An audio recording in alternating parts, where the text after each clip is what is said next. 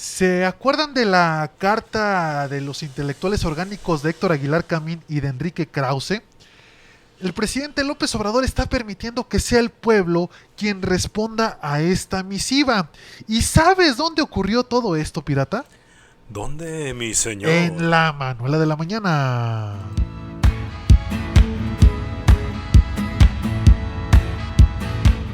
Gracias a los que están en esta sección que tanto les gusta a ustedes llamada La Manuela de la Mañana, donde tenemos el mejor resumen de noticias de la mañanera. Vamos a escuchar al presidente directamente en la pantalla del Pinolillo, que es el secreto rarámuri que te da vida, para saber cómo es que dio oportunidad al pueblo a que respondiera a la misiva estúpida de los intelectuales de izquierda Enrique Krause y Héctor Aguilar Camín. Y ahorita lo comentamos. Adelante, presidente. Ayer salió una carta donde les contestan a los intelectuales orgánicos, al grupo que encabeza Enrique Krause y Aguilar Camín, que eran pues los jefes de la intelectualidad durante todo el periodo neoliberal, los dos, porque ellos, además de sus empresas editoriales, tenían mucha influencia en el gobierno y acomodaban a sus cercanos en universidades, en centros de investigación.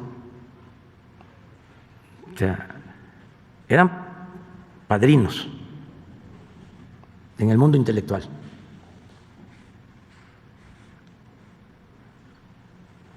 Pero la carta que salió ayer no se difundió, la de respuesta. Entonces, para equilibrar, hoy vamos a poner las dos. O sea, también nosotros vamos a poner aquí la de los intelectuales orgánicos. Excelente. Y luego ponemos la otra, porque esta es información para la gente. Porque si no, la gente puede ser que se entere de la carta de los intelectuales orgánicos. ¿Salió la de la otra carta en el Reforma hoy? ¿Les pregunto? No salió, ¿verdad? Bueno, no, pero presidente. ahora, por eso es Claro que no. importante esta conferencia, porque aquí hay equilibrio. Antes, solamente era la opinión oficialista. Ahora no, ya es distinto. A ver, ponemos las dos cartas, ¿no? Por y favor. ¿Nos ayudas, Jesús? Por a favor. leer? Ay, el inútil. ¿O creen que perdemos el tiempo con esto? Ahí No, va el ¿verdad? inútil, ahí Es va el bueno, inútil de Jesús porque Ramírez. es civismo, Apúrale, Jesús. es pedagogía política. Apúrale, Jesús. No, está peor que el pirata. La política es un noble oficio. Decía don Jesús Reyes Heroles, la política es tan limpia que ni los más sucios políticos han podido mancharla. Mancharla, exactamente. Exactamente, Entonces, presidente. vamos a darnos un tiempo. Ay, Jesús, apúrale, por favor. Ya está. Tú las lees, ¿no? Las dos. Por favor. Es lo mínimo que pueda hacer, presidente. Aunque recordemos que Jesús Esta es la Ramírez primera carta que salió, el desplegado que salió publicado en varios lee medios. bastante mal. Vamos por la carta. Apúrale, Jesús. ¿Cómo nos hace perder el tiempo? Apúrale, Jesús.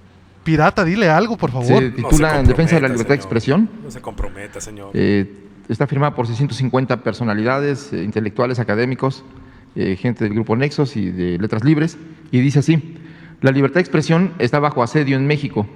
Con ello está amenazada la democracia. El presidente López Obrador utiliza un discurso permanente de estigmatización y difamación contra los que él llama sus adversarios. Al hacerlo, agravia a la sociedad, degrada el lenguaje público y rebaja la tribuna presidencial de la que debería emanar un discurso tolerante. El presidente profiere juicios y propala falsedades que siembran odio y división en la sociedad mexicana. Sus palabras son órdenes. Tras ellas han llegado la censura, las sanciones administrativas y los amagos judiciales a los medios y publicaciones independientes que han criticado a su gobierno. Y la advertencia de que la opción para los críticos es callarse o dejar el país. El presidente ha despreciado la lucha de las mujeres y el feminismo, ha despreciado también el dolor de las víctimas por la violencia, ha ignorado los reclamos ambientalistas, ha lesionado presupuestalmente a los organismos autónomos, ha tratado de humillar al Poder Judicial, ha golpeado las instituciones culturales, científicas y académicas y ahora pretende socavar la libertad de expresión. Recordemos, por último, que no se estigmatiza a personas físicas o morales desde el poder presidencial sin ponerlas en riesgo.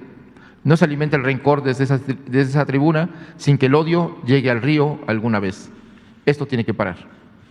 Y están las 650 firmas a continuación. 650 inútiles. Y la otra carta que se difundió ayer, que está firmada por 28,000 personas, hasta donde se tiene información. Adelante. Dice así, es en respuesta al desplegado que se leyó, y dice: el 17 de septiembre, un grupo de 650 exfuncionarios, empresarios, comentaristas, artistas, científicos e investigadores divulgaron un documento titulado En defensa de la libertad de expresión, en el que sostienen que ésta se encuentra bajo asedio en nuestro país y que con ello está amenazada la democracia.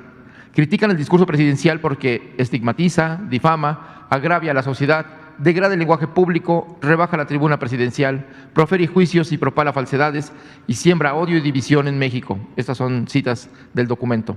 Acusan además de que las palabras del presidente Andrés Manuel López Obrador han llegado a la censura, las sanciones administrativas y los amagos judiciales a los medios y publicaciones independientes y atribuyen una declaración hecha a título personal y que de ninguna manera compartimos por Paco Ignacio Taibo II, director del Fondo de Cultura Económica, al efecto de los dichos del mandatario. Los firmantes aprovechan la oportunidad para denostar al jefe de Estado porque, según ellos, ha despreciado la lucha de las mujeres y el feminismo y el dolor de las víctimas por la violencia, ha ignorado los reclamos ambientalistas, ha lesionado presupuestalmente a los organismos autónomos, ha tratado de humillar al Poder Judicial y ha golpeado a las instituciones culturales, científicas y académicas. La amplia y libre difusión que ha alcanzado el texto de Marras niega de manera contundente su principal acerto, que la libertad de expresión está bajo asedio. En los más de 21 meses transcurridos desde el 1 de diciembre de 2018, nadie ha sido presionado al silencio por el Ejecutivo Federal. Ningún informador u opinador ha sido hostigado, despedido, detenido, procesado, torturado, desaparecido o asesinado por consigna de la presidencia, y el debate público está más vivo y vibrante que nunca en la historia moderna del país. Lo que es claro es que los firmantes querrían suprimir este debate, amordazar al presidente y reinstaurar el monólogo y la verdad única que imperó hasta hace 2 años bajo el corrupto régimen neoliberal. Aprende del a leer, aparato mediático Jesús. oligárquico, en el que muchos de los firmantes aparecían como amos y señores del pensamiento, el análisis y la crítica, que imponía un monólogo legitimador de saqueos, violencia de Estado, corrupción, frivolidad y desaseo electoral. Estamos, pues, ante un exhorto que supuestamente llama a defender la libertad de expresión y que es, en realidad, un llamado a amordazar al mandatario más legítimo que ha tenido México desde hace muchas décadas. Así es. Los autores del desplegado no pueden demostrar un solo acto de censura porque no lo ha habido. Su único argumento es una sanción administrativa impuesta a una empresa editora de Nexos, no por lo que se publica en ella, sino porque falsificó un documento del Infonavit. No hay tampoco amagos judiciales a medios y publicaciones independientes, sino la revisión general de los vínculos corruptos e inmorales entre el poder público y las empresas privadas, que fueron distintivo del régimen anterior, independientemente de que las segundas fueran productores de bienes de consumo, servicios o publicaciones. Otro tanto puede decirse de organizaciones ciudadanas, entre comillas, que eran en realidad tapaderas para el saqueo del erario, el lavado de dinero y la privatización indebida de bienes públicos y de facultades y responsabilidades gubernamentales. Es sabido que algunos de esos membretes usaron como máscaras la filantropía, las causas de género, el ambientalismo y hasta la defensa de los derechos humanos, pero no por ello deben gozar de impunidad y mucho menos conservar sus privilegios indebidos. En cuanto a la pretendida lesión presupuestal a organismos autónomos, el escrito hace referencia a las políticas de austeridad establecidas por el gobierno federal, a las que se resisten los directorios de algunos de esos organismos, cuyos miembros se han beneficiado de la opacidad, el despilfarro, las percepciones principescas y las prestaciones obscenas e injustificables en el contexto de carencias en el que vive más de la mitad de la población. Así es. Quienes por décadas endilgaron adjetivos infamantes, despreciaron las luchas del pueblo, hicieron campañas de odio y descrédito en contra de los opositores, fueran candidatos presidenciales, campesinos en lucha, víctimas de la violencia o maestros en resistencia, quienes ensalzaron hasta la ignominia a gobernantes corruptos y criminales, hoy temen que el odio llegue al río. Una vez más, exhiben su elitismo y su desconocimiento del pueblo de México y su civilidad profunda. El perdurable repudio popular que padecen no es producto de las expresiones presidenciales, sino consecuencia inevitable de su deshonestidad intelectual y de su complicidad, obsecuencia y cortesanía para con un grupo gobernante que dejó al país en ruinas. Aún así, más allá de la repulsa ciudadana, no tienen nada que temer. En suma, la supuesta defensa de la libertad de expresión alegada por los firmantes del documento de Marras es, en realidad, un intento por sacar del debate la voz presidencial, expresión legítima de la mayoría absoluta de los ciudadanos. Sus quejas apuntan, en realidad, a acotar en forma ilegal e incluso golpista las facultades y atribuciones legales del Ejecutivo Federal. Sus quejas buscan recuperar los privilegios que han perdido y sus advertencias revelan el temor que tienen de perder la impunidad absoluta con la que varios de ellos hicieron grandes negocios al amparo del poder. Celebramos y defenderemos con convicción la irrestricta libertad de expresión que impera en el país y el Estado de Derecho que, después de décadas de criminalidad gubernamental, empieza a convertirse en realidad en México. Que los firmantes del texto comentado hablen con plena libertad y que no pretendan callar a nadie Su abusivo monopolio de la palabra ya terminó y no volverá nunca. Exacto. No hay más que decir. Está claro. 28,000 personas firmaron este documento contra los 650 mequetrefes parásitos que se la pasaron cobrando en secciones anteriores y que hoy, como ya no tienen dinerito, atacan al presidente. Así que de una vez, ya córtale, pirata. Muy bien, señor. Inútiles, desgraciados. Qué asco. Son unos inútiles.